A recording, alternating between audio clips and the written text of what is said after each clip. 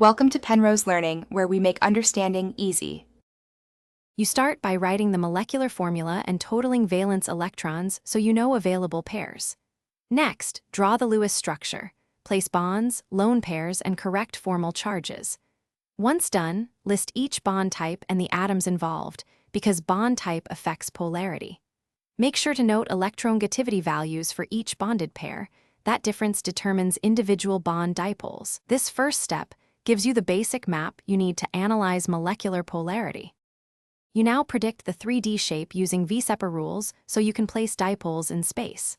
Then, for each bond, calculate the electronegativity difference and draw an arrow toward the more electronegative atom. That arrow shows the bond dipole. Once drawn, convert those arrows into vectors with direction and relative magnitude. Make sure to include effects from lone pairs, since they act like strong dipoles and can distort symmetry. This step reveals whether dipoles can cancel or add together. You finish by vector summing all bond dipoles. If the net dipole is non-zero, the molecule is polar, and if it cancels to zero, it is nonpolar. Once done, interpret results. Symmetrical geometries often cancel dipoles, whereas asymmetry and lone pairs usually produce polarity.